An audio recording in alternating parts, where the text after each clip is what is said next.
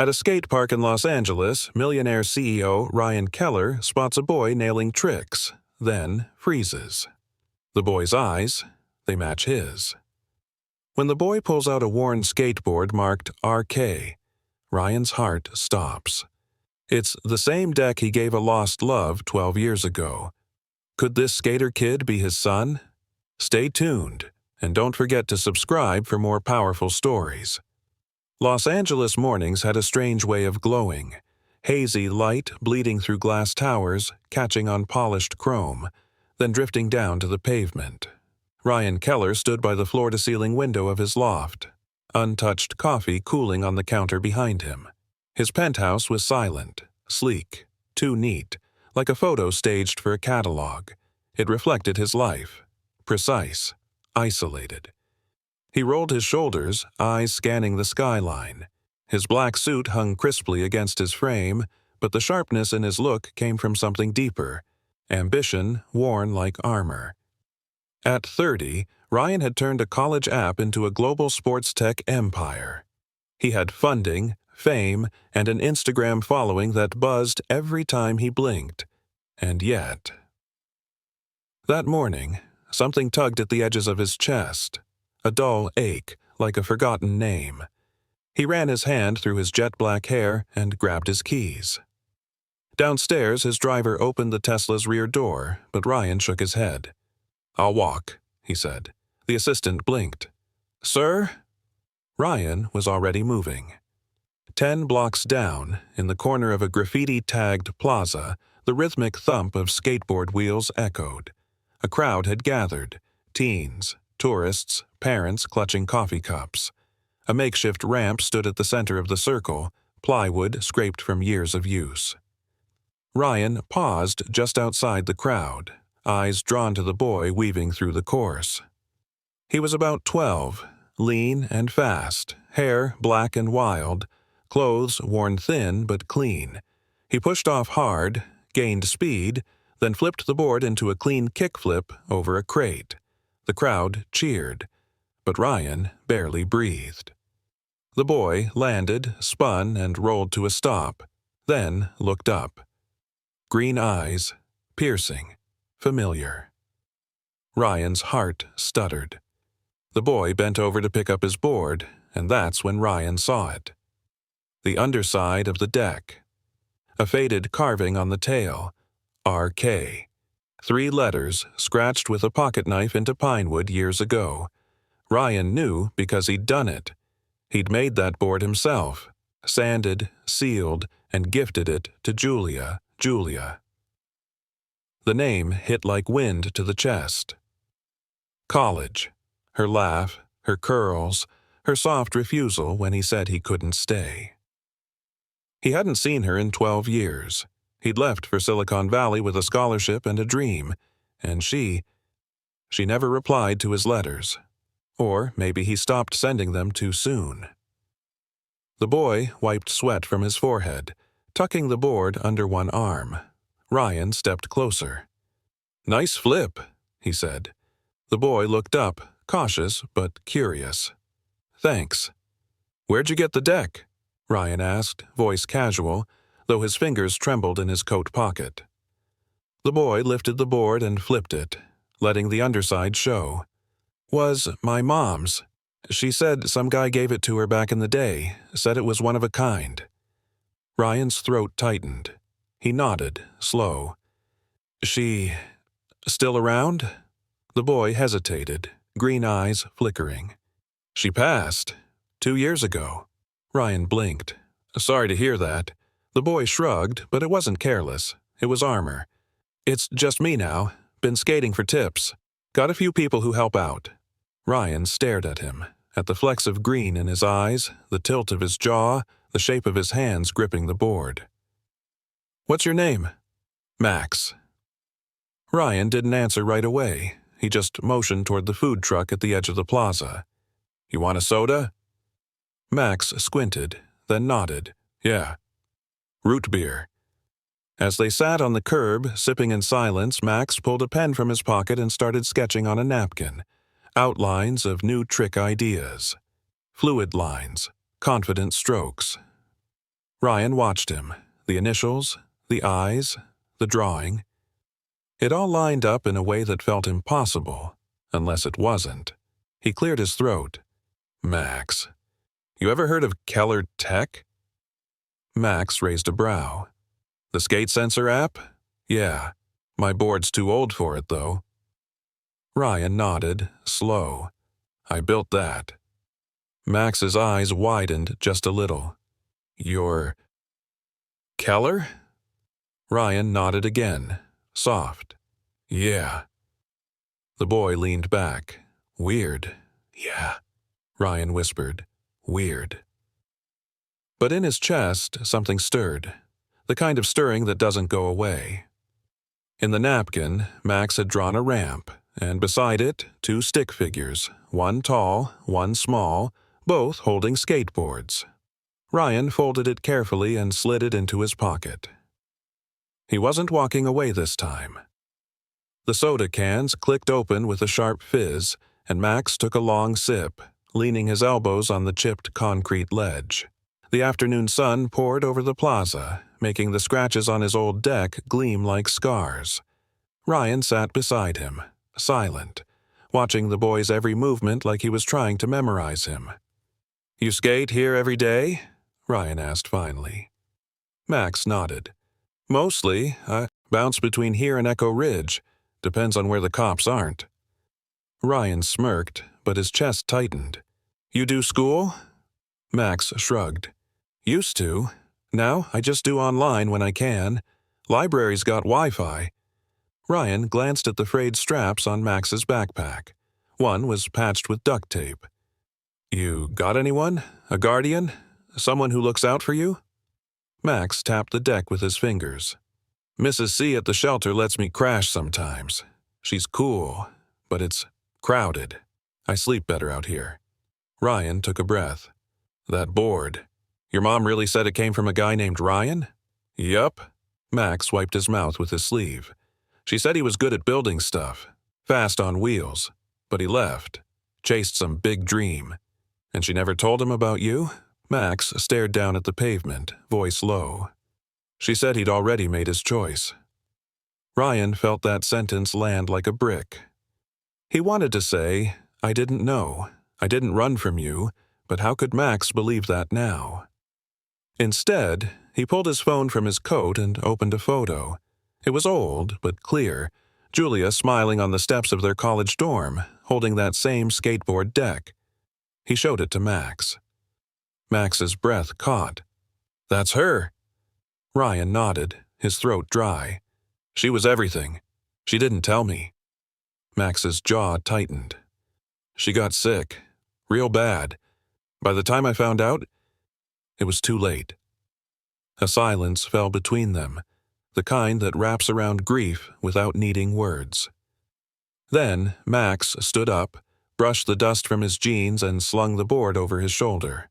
I gotta go. Wait, Ryan said quickly. Can I walk with you? Max hesitated, then nodded. They moved through the streets together, Ryan one step behind, watching how the boy navigated the sidewalks like he belonged to them. When they reached a side alley near a shuttered hardware store, Max pointed to a narrow door. I keep stuff here, behind the trash bin. He pried up a loose panel and pulled out a duffel bag, a worn blanket, and a sketchbook. Ryan swallowed hard. You live like this? Max shrugged. I manage. Ryan crouched down, touching the sketchbook. May I? Max handed it over. Inside were dozens of drawings. Ramps, boards, trick sequences, some with arrows and physics notes, but near the back, one page stopped Ryan cold. It was a portrait, a man in a suit, same hair, same jawline, underneath a scribble in pencil. What if he's still out there? Ryan exhaled slowly. Max, we should get you somewhere safe. A checkup, food, sleep. I'm not going to a foster place, Max said flatly. Been through that. I'm not suggesting that, Ryan said. I just want to help. Nothing more. Not yet. Max looked at him long and hard. You got a couch? Ryan smiled gently. I've got a whole guest room, even a pull-out ramp in the garage. Max's eyes lit up, briefly, but he masked it fast. "Can I keep my stuff?" "Of course. Bring the sketchbook." That night, Ryan drove them through the glittering LA skyline. Max sat quietly in the passenger seat, clutching the sketchbook like a shield. At the loft, Ryan unlocked the door and stepped aside. Max froze. The place gleamed. Clean lines, chrome fixtures, a spiral staircase. Too much space. Too quiet. Max's voice barely rose. "You really live alone here?" Ryan nodded. "For too long." Max stepped inside slowly. His shoes squeaked on the marble. Ryan led him to a spare room. Inside, a bed with navy sheets, a desk with art supplies, and, against the far wall, a half-built ramp. "I was gonna scrap it," Ryan said, "but maybe it's meant for something better." Max didn't say anything, but he walked over, placed his sketchbook on the desk, and ran his hand along the wooden curve of the ramp. "I'll sleep here," he said softly. Ryan stood in the doorway, watching him. And when Max curled up on the bed, still fully clothed, still clutching the sketchbook, Ryan turned off the light and whispered to himself, "I'm not leaving this time." The morning light spilled through the loft's tall windows, casting long stripes across the wooden floor. Ryan stood in the kitchen, stirring scrambled eggs while the espresso machine hissed behind him. He glanced toward the guest room, its door still cracked open. Max hadn't moved much overnight. His blanket was tangled, one arm draped over the sketchbook like a shield. Ryan took a quiet breath. He plated the food, eggs, toast, and a banana, and placed the dish on the island. Then he knocked gently. "Max, breakfast's ready." There was a pause. Then, "Yeah, okay." Max emerged, shirt rumpled, eyes heavy but alert. He moved cautiously, like someone used to being kicked out mid-meal. "You didn't have to cook," he mumbled. "Maybe not," Ryan said, "but it beats protein bars."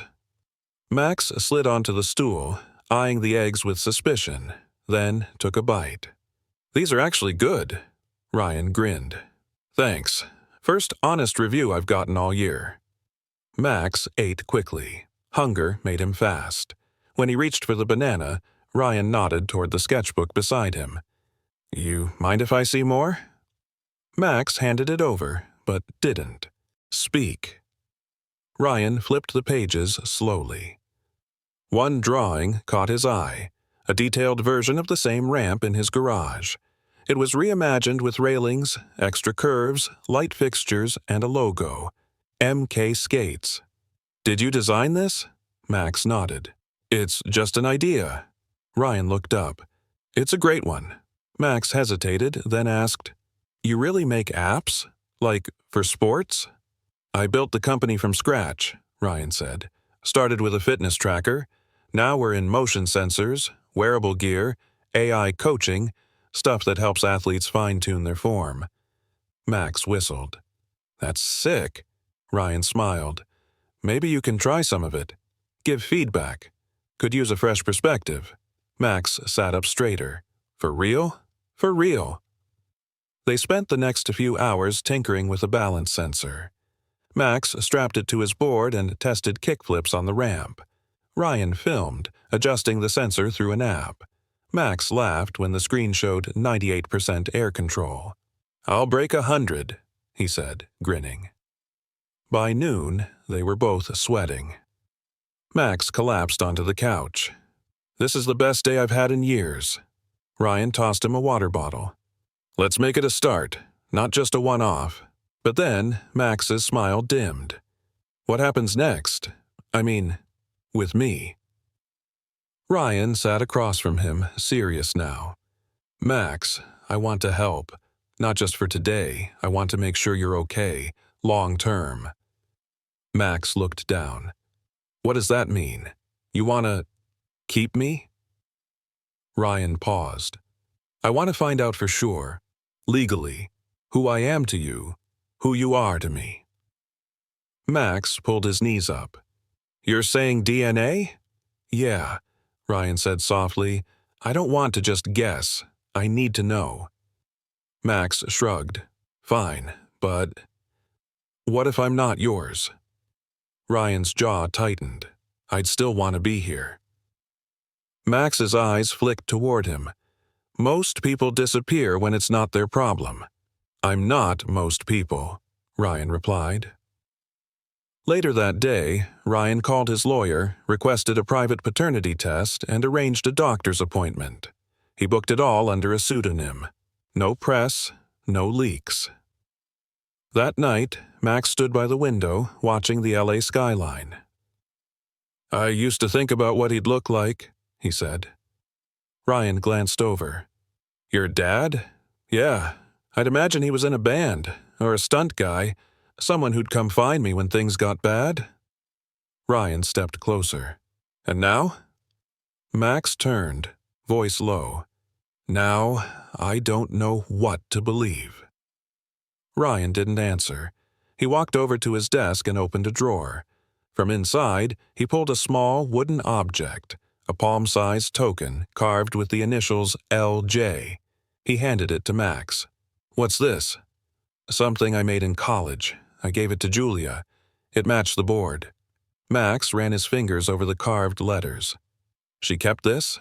She kept everything, Ryan said quietly. I just didn't know until now. Max clutched it like it weighed more than it looked. I want to stay, he said suddenly. If that's okay. Ryan's voice cracked. Yeah, kid, it's more than okay. That night, the token sat on Max's nightstand beside his sketchbook, two pieces of A-Pass neither of them was ready to let go of.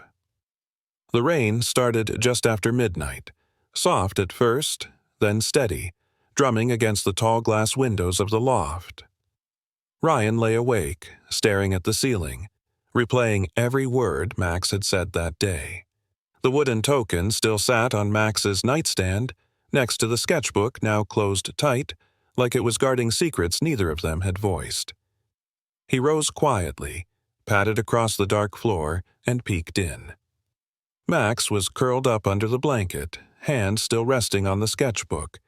His face looked younger in sleep, less guarded, more like the child Ryan had never known he had. By morning, the rain had cleared.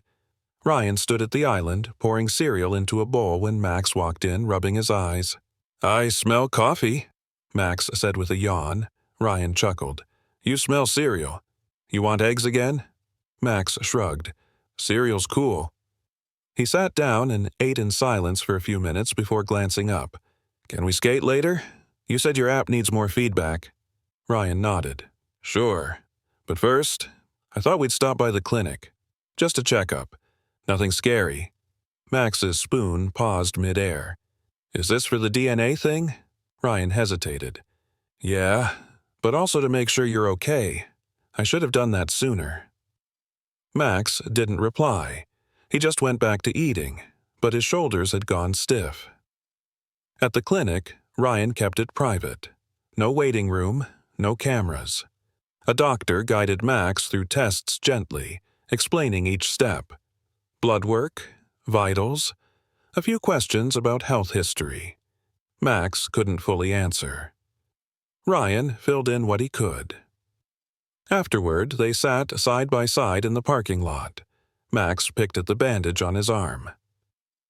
Why does it feel like something's about to change? Ryan rested his hands on the wheel. Because it might. Max looked away. I don't want to go back to a shelter. You won't, Ryan said firmly. Not on my watch. Back at the loft, Max went quiet. He skated in the circles in the garage, headphones on, zoning out. Ryan watched from the doorway, knowing better than to interrupt. Later that evening, Ryan found Max on the rooftop terrace, hoodie up, staring out at the city lights.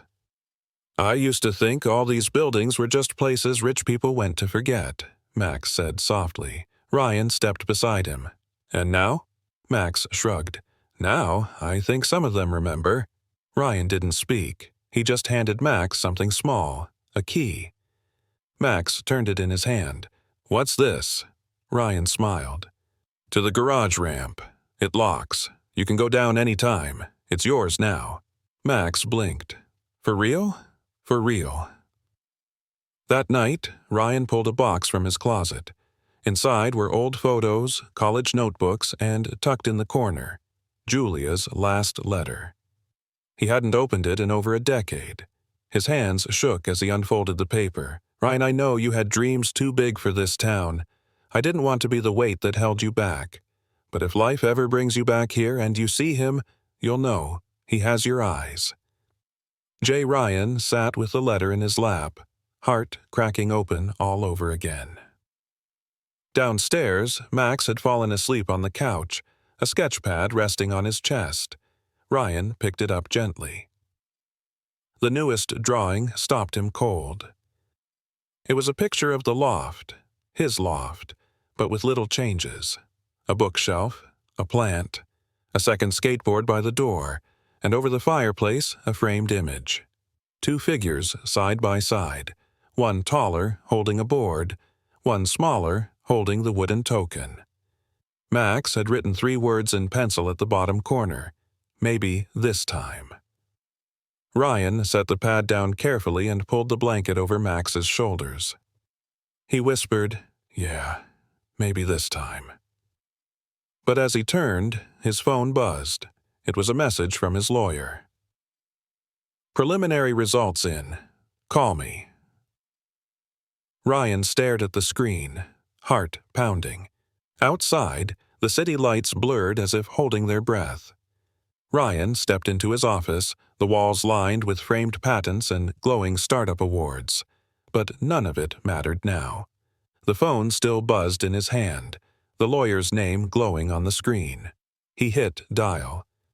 "Mr. Keller," the voice came, calm, professional. "We have the preliminary DNA results." Ryan gripped the desk. "And?" There was a pause. Then, "He's your son. 99.9% probability." Ryan's knees nearly buckled. "Thank you," he whispered. "I'll handle the paperwork, quietly."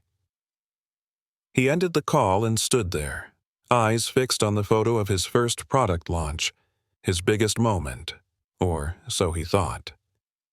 He drove straight back to the loft, his chest pounding. Max was at the ramp again, trying to land a switch flip. Ryan watched from the shadows, not ready to interrupt. The boy fell, then laughed, brushing dirt from his jeans. He reset and tried again. Ryan stepped forward. "Hey, champ, you're getting closer." Max smirked. "Tell that to my elbows." They walked back up together. Ryan hesitated, then said, "You remember how I said we'd find out for sure?" Max nodded, chewing at the inside of his cheek. "Well, we did. The results came in." Ryan stopped in front of him. "You're mine, Max." Max's eyes froze. "You're sure?" Ryan nodded slowly. 100%. Max dropped onto the nearest chair. His face went blank for a second. Then, quietly, he laughed. It was soft, shaky, like it didn't quite know if it had permission. Ryan crouched beside him. "You okay?" Max shrugged, then rubbed his eyes.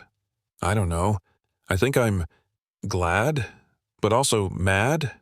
Ryan nodded. "You've got every right to feel both." Max looked up. "She didn't tell you." "No," Ryan said. "She didn't. And I should have tried harder to find her. That's on me." There was a long silence. Then Max pulled something from his pocket, a small photo.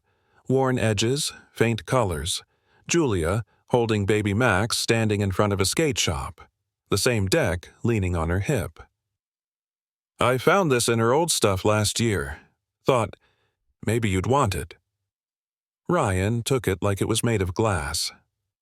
His voice cracked. "Thank you." They stood in silence, both staring at the picture like it held every lost year. That evening, Ryan opened a locked cabinet in his home office. Inside, a dusty folder labeled Personal. Julia. He pulled it out, flipping through the contents. Old letters returned unopened.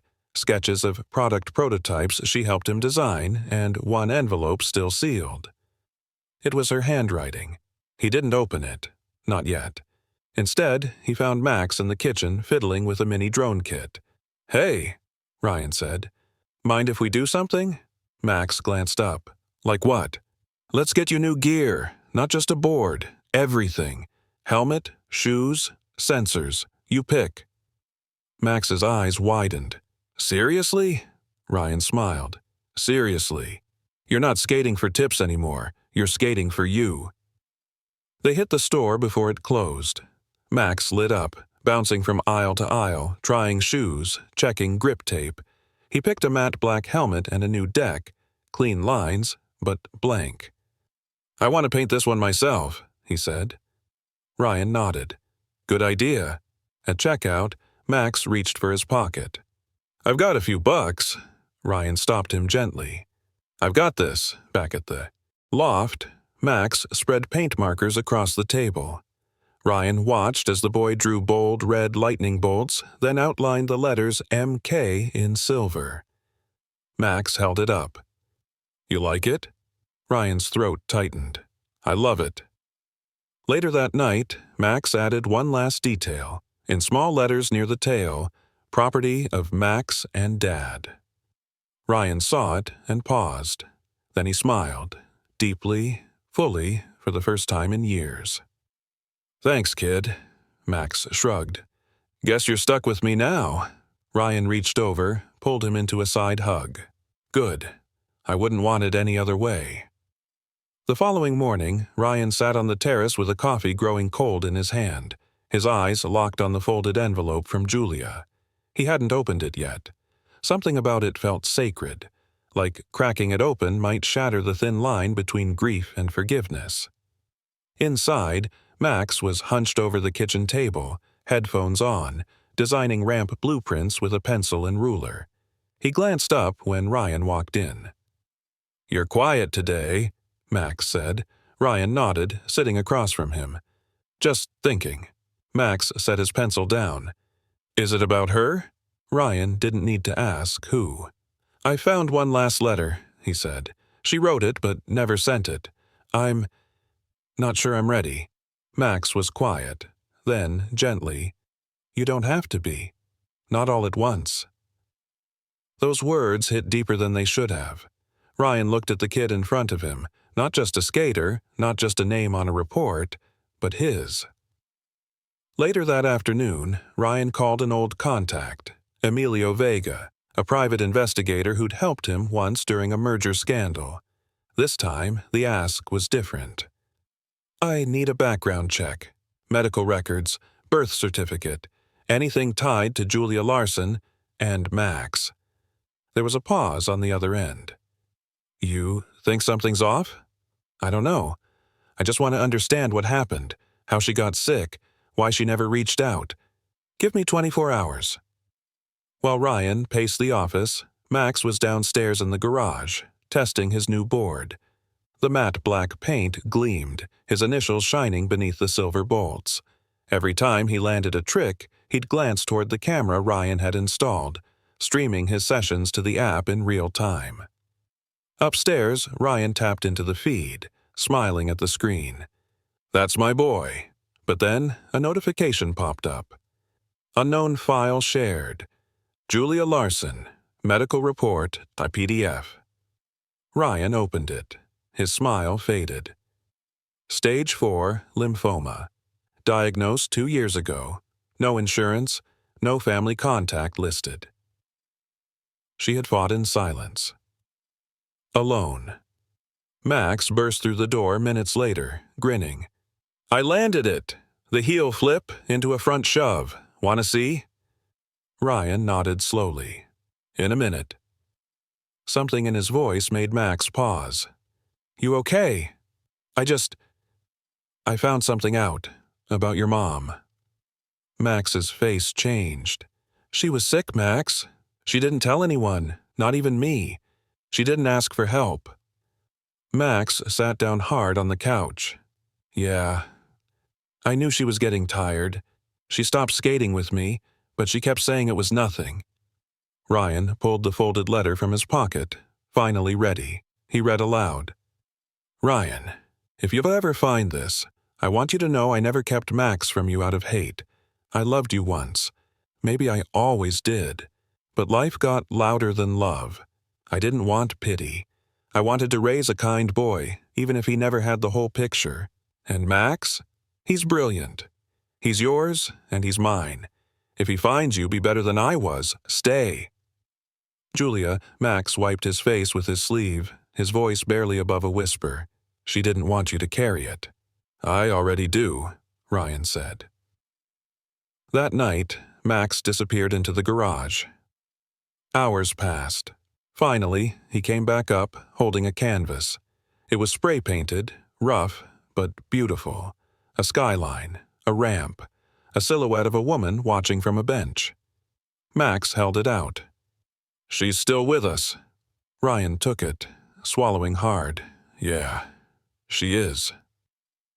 He hung the painting over the garage door that same night. They stood in silence, staring at it, father and son, both broken, both healing. Ryan whispered, I should have come back sooner. Max nodded. But you're here now. The sun rose slow and warm the next morning, casting gold across the loft's floorboards. Ryan was already dressed, tapping away at his laptop with half a mind on business and the other stuck in yesterday's letter. Across the room, Max sat at the table, assembling a small model ramp from wood scraps and glue. The silence between them wasn't awkward. It was gentle, healing. Max held up the model. Think it could work full scale? Ryan looked over, impressed. Absolutely. Want to build it together this weekend? Max nodded. Yeah. With rails on both sides.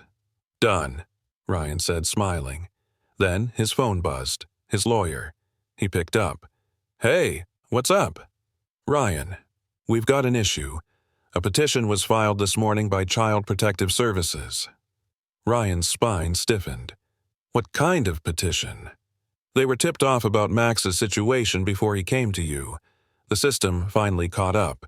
They're questioning your legal guardianship and intent. There's going to be a hearing.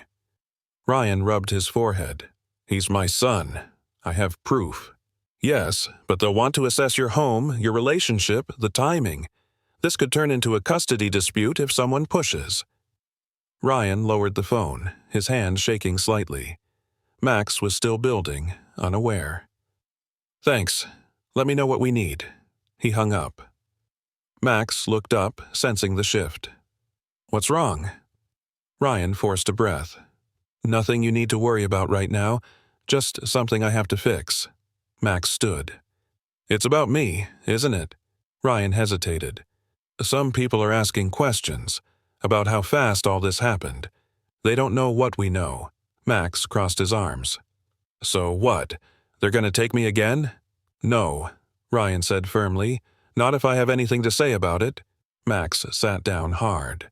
They never care what kids want. It's all forms and folders. Ryan knelt beside him. You're not just a file. You're my kid. We'll prove it. Together. Later that afternoon, Ryan called in a favor from Dr. Kim, a friend and pediatric counselor. She came to the loft, soft-spoken, with a clipboard and kind eyes. I'm not here to judge, she told Max gently, just to listen. Max was guarded at first, answering with nods and shrugs, but when she asked about the model ramp, his eyes lit up. See this curve? That's where I want the tail whip. Dad said we can build it this weekend. Dr. Kim smiled. Sounds like a good plan. After she left, Ryan followed her out. Well, he asked. He's bright. A little wary, but stable. Your bond's real, Ryan. It's obvious. Ryan nodded. We just need time. That evening, Max surprised him. He walked in holding a cardboard sign, his old one, the one he used to sit with near the skate park. It read, We'll flip for food. I kept it, Max said, voice quiet. Not because I liked it, but because it reminded me not to stay stuck. Ryan looked at the sign, then at him. You're not stuck anymore. Max handed it over. I think you should burn it. They walked to the rooftop together. Ryan held the sign over the fire pit and lit a match. The cardboard curled, blackened, then disappeared into ash. Max whispered, "Feels like that part of me's finally gone." Ryan put a hand on his shoulder. "You're building a new story now." Back inside, they started a new drawing on the blank skateboard deck still waiting in the corner. Together, they sketched a figure doing a trick mid-air under a bright sun. In the background, a small figure watched from a bench. Julia. Max added a word at the bottom in thick blue marker, home. Ryan looked at it and said quietly, "Let them come. We'll show them what family really looks like." The night before the hearing, the loft felt quieter than usual. Max was in the garage, regripping his new board, music playing softly from a speaker. Upstairs, Ryan stood at his bathroom mirror, tying the same navy blue tie he wore when he launched Keller Tech. But tonight, it felt like armor. He stared at himself, jaw clenched.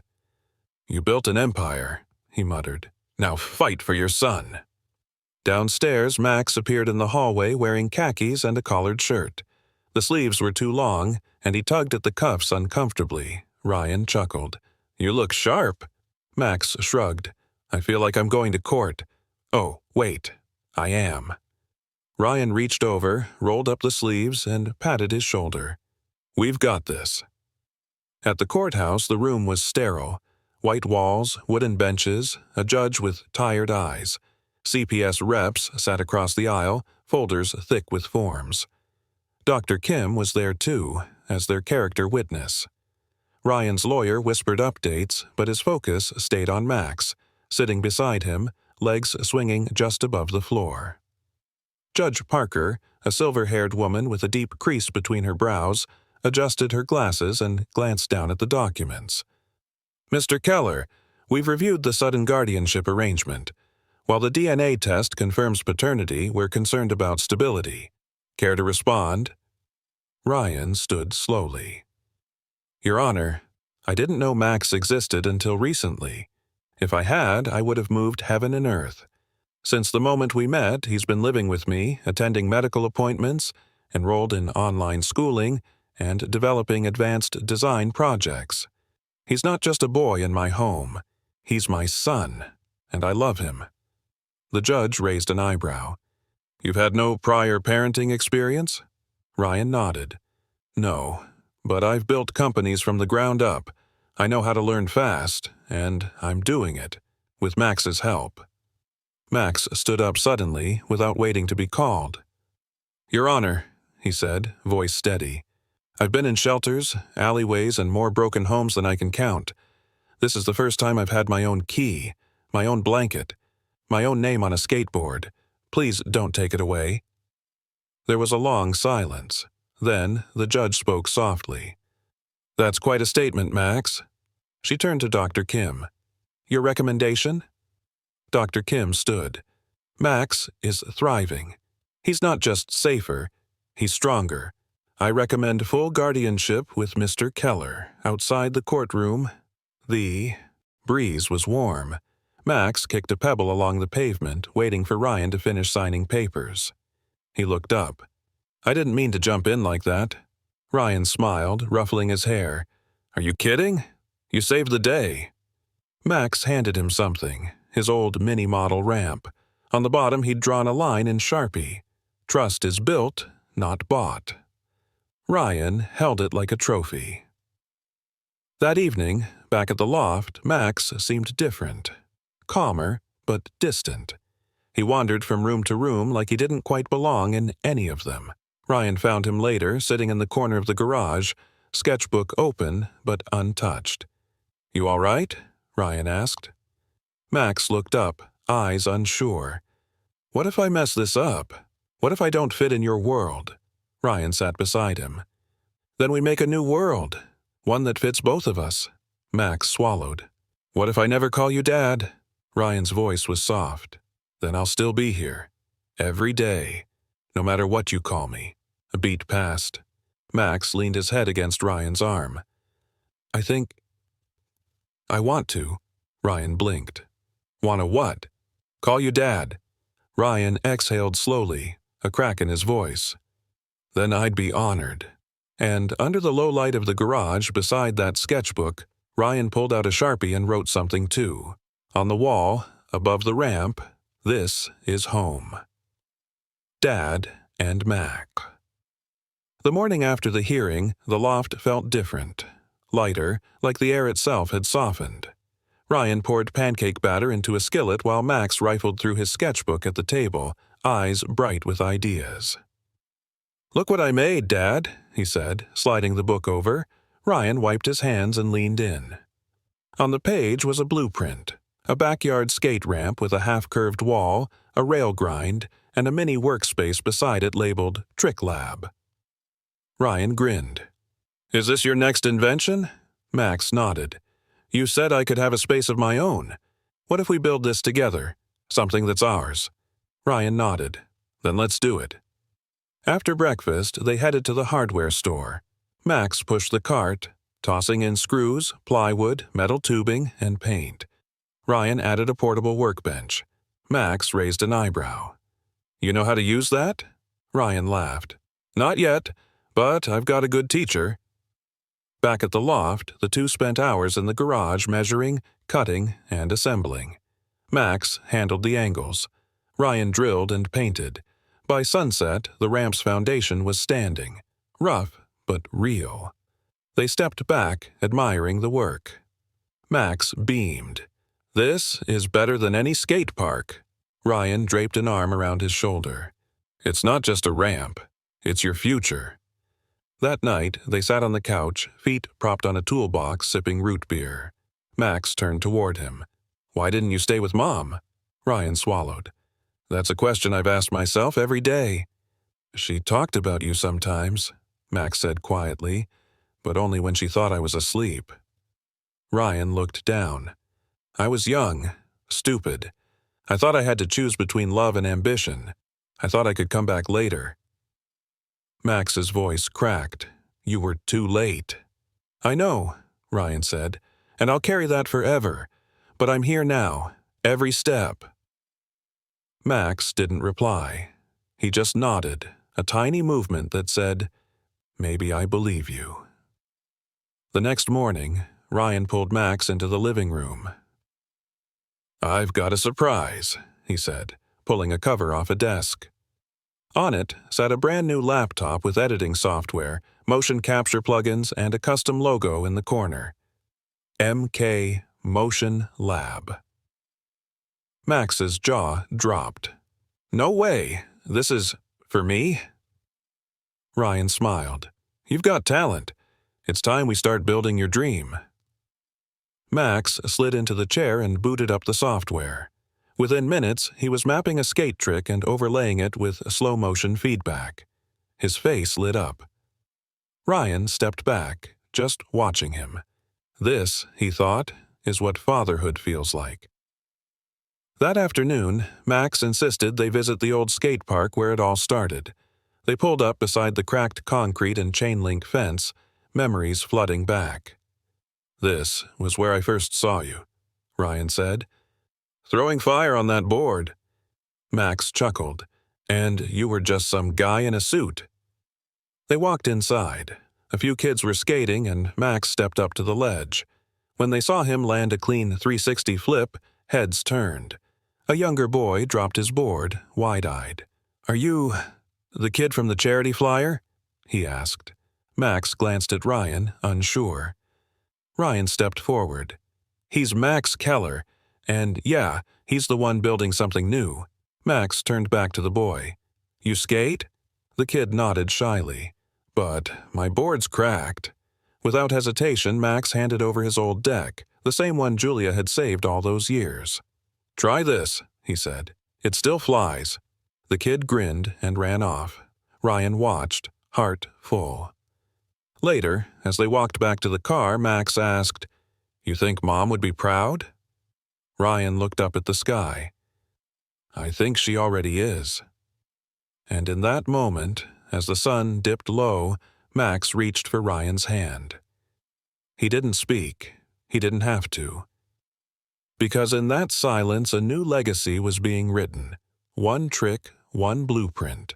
one quiet bond at a time. The loft buzzed with energy. Ryan adjusted the lighting as Max filmed his third trick in a row for their new project, the Keller Trick Lab. Laughter echoed through the garage as Max replayed a slow-motion clip on the big screen. "Look at that landing," Max grinned. "Cleanest I've ever done." Ryan smiled from the workbench. "You've got talent, Max, raw and real." But as evening came, something shifted. Max grew quieter, fidgeting with his laces, avoiding eye contact. Ryan noticed. "Something wrong?" he asked gently. Max hesitated, then shrugged. "I got an invite today, from Calmore Prep." Ryan raised a brow. "The private school uptown? I didn't apply." Max kicked at a bolt on the floor. "Mrs. Kim did, said it'd be a good next step." Ryan leaned back. "How do you feel about it?" "I don't know," Max said. "They've got uniforms, fancy halls, no skateboards allowed." "You think I'd send you somewhere that dims your spark?" Ryan asked. Max looked up. "I'm scared I won't fit in." Ryan walked over, crouching down. "Max, fitting in isn't the goal. Growing is. You've got a gift, and the world deserves to see it." Max didn't reply. Instead, he walked out to the rooftop. Ryan followed, finding him leaning on the railing, the city glowing beneath them. "I lived in shadows for so long," Max said. "This place, this life, it's still hard to trust. It's real." Ryan pulled something from his pocket. It was a thin chain. Dangling at the end, the wooden token, now carved on the back with M+R. "I had it cleaned up," Ryan said.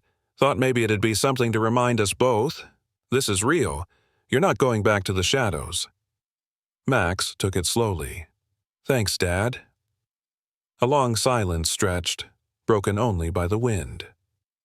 Then Max asked, "Can we visit Mom's grave?" Ryan blinked, surprised. "Of course." The next day, they drove to the small cemetery just outside the city. The grass was long, a few stones cracked, but Julia's marker stood clean, polished. Max knelt, tracing the name with his fingers. "I didn't know what to say before," he whispered, "but now I do." He pulled a folded sheet from his jacket, a drawing. It showed Julia on a bench, watching him skate, with the ramp and skyline in the background. On the back, he'd written, "Thanks for teaching me to fly." He placed it beside the stone, weighed down with a small pebble. Ryan stepped forward. "She'd be proud of you, of the man you're becoming." Max wiped his face. "I hope so." On the way home, Max stared out the window. "I think I want to try Calmore." Ryan glanced over. "You sure?" Max nodded. "Yeah, but only if I can still skate after class." Ryan smiled. "Deal." Later that week, Max stood in front of the mirror, adjusting his blazer. He looked older, taller, nervous. Ryan knocked. "You good?" Max turned. "Do I look like I belong?" Ryan walked in, rested a hand on his shoulder. "You look like yourself. That's enough." At Calmore, Max walked through the gates with his backpack slung over one shoulder, skateboard tucked beneath his arm. Students glanced, whispered. He didn't flinch.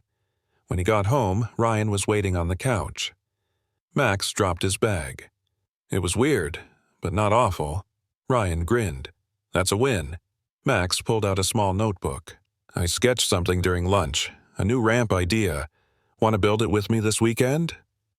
Ryan reached for the notebook. Always. And in that moment, with the drawing between them, they both knew they were building more than ramps. They were building a life, together. Saturday morning brought crisp air and sunlight pouring through the garage windows. Ryan was already in work gloves, measuring wood for Max's new ramp sketch. Max bounced in, his Calmore blazer swapped for a hoodie and worn jeans. "You ready, Dad?" Max asked, hoisting a plank. "Let's do it," Ryan said. They worked side by side, sawing and hammering, music thumping low in the background. Every few minutes, Max would glance at the blueprint taped to the wall and adjust their angle. "You sure you're not an engineer in disguise?" Ryan teased. Max smirked. "Nah, I just know what I want now." By mid-afternoon, the ramp was taking shape. Sleek, balanced, with a rail Max insisted be welded at an angle only the bold would ride. They took a break, sitting on the edge of the ramp, legs dangling. Max sipped root beer. "You ever wish you had this with your dad?" Ryan nodded slowly. "Yeah. My dad walked out before I turned 7. That's why I promised myself, if I ever had a kid, I'd stay." Max was quiet, then asked, "You think we're doing okay? Like, this father-son thing?" Ryan looked him in the eyes. "Max, I've never been more sure of anything." That night they ordered pizza and watched old skate competition clips. Max laughed when Ryan tried naming the tricks. "No way that's called a front mango," Max said, grinning. "Mango sounds cooler," Ryan argued. But the light mood shifted when Ryan got a call. His company board wanted an emergency Zoom at 9 a.m. Sunday. Investor pressure. Questions about his focus. After the call ended, Ryan sat still. Max peeked into the office. "Is something wrong?" Ryan hesitated. "Some of the investors, they think I've been distracted since taking time off. They're worried I'm not committed." Max looked down. "Because of me?" "No," Ryan said, standing, "because they don't understand what matters." The next morning, Ryan put on a suit for the first time in weeks. Max watched from the kitchen. "You going in to fix it?" Ryan nodded. "I have to." Max grabbed a pencil from his backpack and slid something across the table, a folded sketch. Ryan opened it. It was a drawing of them standing in front of the new ramp, holding boards, with words in big block letters above their heads. Still rolling. Ryan's throat caught. He tucked the sketch into his briefcase. "Thanks, Max. I'll be back before lunch." At the boardroom, tension hung thick. The lead investor, Harold Blake, leaned forward. "Ryan, your numbers are strong, but perception matters. Your media presence has dropped. There's buzz about you, playing house. We need a clear signal that your priorities haven't shifted." Ryan looked at the faces around him, then at the sketch in his briefcase. He pulled it out and held it up. "This," he said, voice calm, "is why I do what I do. My company isn't suffering. It's evolving. I'm mentoring a future creator who designs, builds, and thinks 10 steps ahead. That's not a distraction. That's legacy." A silence followed. Then a younger investor spoke. "Is that his drawing?" Ryan nodded. "His name is Max, my son." A beat. Then Harold sighed.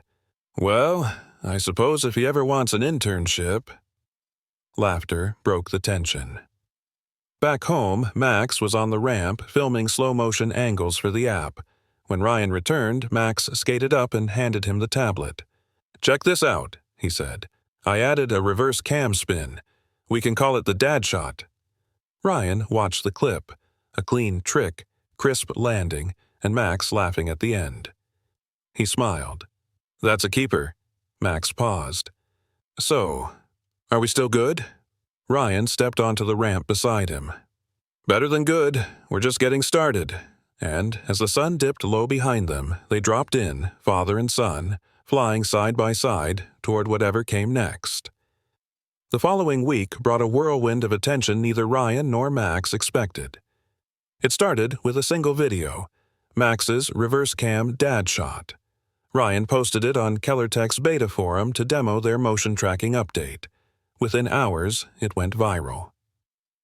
Headlines popped up. Millionaire CEO learns to skate with son he never knew. Comments poured in. "This made me cry. Proof that legacy isn't built in boardrooms, it's built at home." Ryan stood in his office, reading the reactions, stunned. Max came barreling in. "Dad, look!" He held up his tablet. Skate Pro wants to feature me in their youth series. They said the trick you filmed hit 2 million views. Ryan blinked. 2 million? Max nodded. And a school kid said he's building the same ramp I sketched at his uncle's barn. Ryan smiled, then paused. You ready for all this? Max shrugged. I'm ready if you're beside me. Later that day, Keller Tech's PR team called. We've got interviews lined up. They want to meet Max, too. Ryan hesitated. Only if he agrees. This isn't for show. That night, Max sat at the edge of his bed, spinning the wooden token necklace in his fingers. You think Mom would be okay with this? The cameras? The noise? Ryan knelt beside him. Your mom believed in staying true. If you're doing this to inspire, to build something real, I think she'd be proud. Max nodded. Then let's do it, but on our terms. The next morning, Ryan brought Max to the studio for their first father-son interview. The host smiled kindly. Max, what's it like having a millionaire CEO as your dad? Max laughed. He's just dad, and he still can't land an ollie. Ryan raised a hand. Fair. The host turned serious. Ryan, what changed for you since meeting Max? Ryan's voice softened. I stopped building alone. The clip aired nationally that night. By the next morning, the nonprofit inbox was flooded. Kids asking for skate gear. Parents thanking them for reminding the world what fatherhood means. Max stood in the garage, scrolling through messages. Can we help them? Ryan pulled out a blueprint. We already are. They launched the Max Project, a charity that built mobile skate ramps and tech kits for kids in underserved communities. Max helped design the first prototype. The symbol on the side? A carved M+R inside a circle. Weeks passed. The bond between them deepened with every screw they turned and story they shared. But not everyone was thrilled. One morning, Ryan found a letter slid under the loft door. He opened it. To whom it may concern, we represent the estate of Julia Larson. A distant relative is seeking custody of Max, citing bloodline and family interest. Ryan's face went pale. Max walked in, munching toast. What's that? Ryan quickly folded the letter. Just something I'll handle. But Max wasn't stupid. Someone's trying to take me again. Aren't they? Ryan took a breath. They're trying, but they don't know who we are. Max clenched his jaw. Do I get a say? You always have a say. The hearing was set for the following week. Ryan's lawyer warned them it wouldn't be easy. The relative, a woman named Deborah Lorne, claimed she could give Max a quieter life. Max laughed bitterly. She doesn't even skate. Ryan touched his shoulder. We'll face it, together. That night, Max added something new to the wall of the garage, under the words, "This is home." He wrote, in bold black marker, I picked this life, then turned to Ryan. I'm not leaving, no matter what some court says. Ryan pulled him close. Then we'll fight like a family. And outside, under a Los Angeles sky scattered with stars, a father and son stood beside a ramp they built by hand, their story still unfolding, their bond unshakable. The day of the custody hearing arrived like a weight on Ryan's chest. The sky outside was gray, heavy with clouds, as if it knew the stakes. Max sat on the edge of his bed wearing a navy hoodie and jeans, not because he was told to dress up, but because that's how he felt most himself. You ready? Ryan asked from the doorway. Max nodded. As long as you're with me. They drove in silence, both staring out the windows at a city that suddenly felt too big. Ryan glanced over and saw Max gripping something in his fist. What's that? Max opened his palm. The wooden token. The M+R carved side worn smooth now. Ryan smiled. She'd be proud of you. Max stared out the window. I hope she's watching. At the courthouse, Deborah Lorne stood tall and poised in a cream blazer. She barely glanced at Max as they entered the courtroom. Her lawyer shuffled papers. Max reached for Ryan's hand, and Ryan squeezed back. The judge, an older black man with a calm presence, called the hearing to order. Deborah's lawyer opened sharply. "Your Honor, my client has family ties, a stable home in Santa Barbara, and wishes to offer Max a private education and a quieter life, free from public attention." Ryan's lawyer stood. Max already has a stable home, with his biological father, who has legal guardianship and a deeply established emotional bond. The judge leaned forward. "Let's hear from Max." Max stepped up, voice steady. "I lived on the street. I slept in shelters. No one from my family came then. But Ryan found me. He didn't walk away. He gave me a ramp, a desk, a name. He's not perfect, but he's mine, and I'm his." The room fell silent. Deborah frowned. "You're too young to know what's best." Max turned to her. "Then maybe you should have come looking sooner." The judge took a deep breath. "Mr. Keller, do you have anything to add?" Ryan stood slowly. "I built a company from nothing, but it means nothing compared to this boy. He's my son. I didn't know for years, but now that I do, I'm all in. Forever." The judge nodded, then called for a recess. Outside in the hallway, Max leaned against the wall, rubbing his eyes. Why do people think money makes a better parent? Ryan sat beside him. Because they forget that love is work, and not everyone's willing to show up. A bailiff called them back in. The judge returned, folder in hand.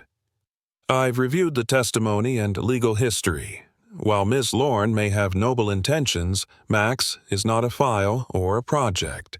He is a son, and his home is with his father." Max let out a breath that sounded like a held storm finally released. Deborah stood to protest, but the judge raised his hand. "This is final." Back at the loft that night, Ryan cooked Max's favorite, mac and cheese with way too much cheddar. Max sat at the counter swinging his legs, the token still in hand. "I thought I was going to lose all this," he whispered. Ryan placed a bowl in front of him. "You didn't, and you won't." Max slid a piece of folded paper across the counter. Ryan opened it. A drawing. Him and Max standing on a stage, a microphone between them, skateboards behind them, and kids watching from below. Above them, in bold letters, "Tell them our story." Ryan looked up, eyes misting. "What's this for?" Max grinned. "You're giving a speech tomorrow, right? At the launch of the skate project? I thought we should do it together." Ryan's voice caught. "You serious?" "Yeah," Max said. "You tell them how we found each other. I'll show them what we're building."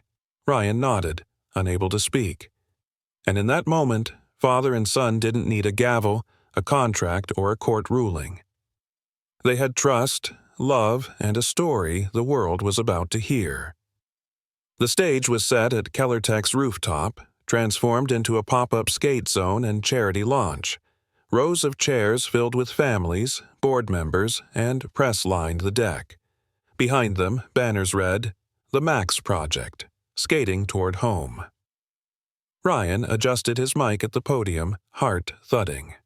Max stood beside him, holding a worn skateboard, his first, the one with RK scratched into the wood, now sealed under clear resin.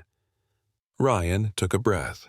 "I used to believe building a company would define my legacy. But it turns out it was this boy, finding him, learning from him, that changed everything." He turned to Max. Max stepped up, speaking into the mic. "This board got me through a lot. It reminded me of my mom. And later, it led me to my dad. Some kids don't get lucky like I did. That's why we started this." He held up the board. "This was a message. Now it's a mission." Applause erupted. Ryan wiped his eye. After the event, cameras clicked as donors mingled and kids tried out the ramps. Ryan and Max moved through the crowd, greeting skaters, sharing design tips. One boy, maybe 8, rolled up in worn shoes, clutching a board held together with duct tape. Max knelt down. "What's your name?" "Eli," the boy whispered.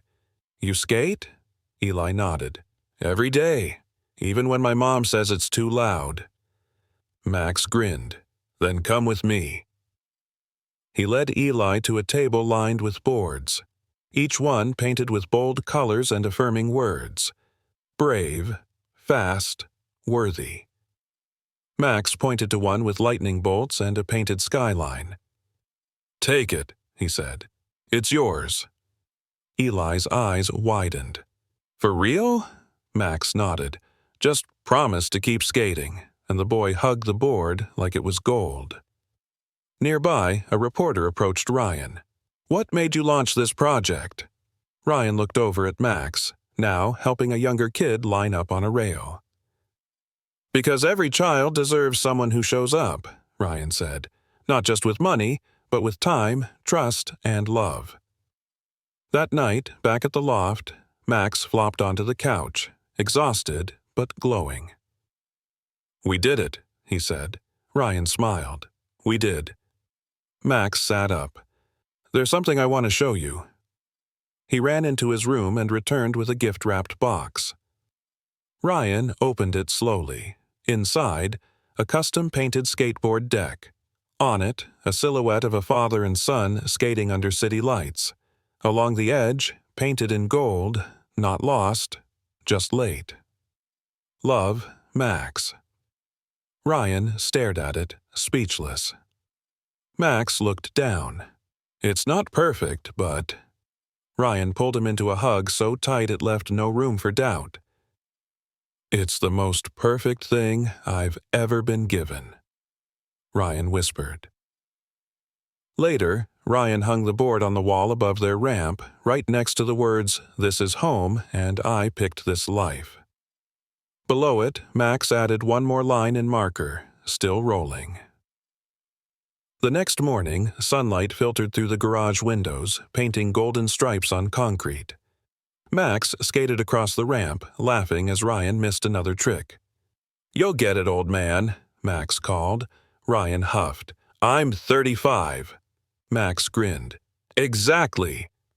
They high-fived mid-laugh, the sound echoing through the loft like music. And, somewhere, in all that joy, in all that rebuilding, a boy who once had no place and a man who once had no son had found their way to each other. One trick, one promise, one new beginning at a time.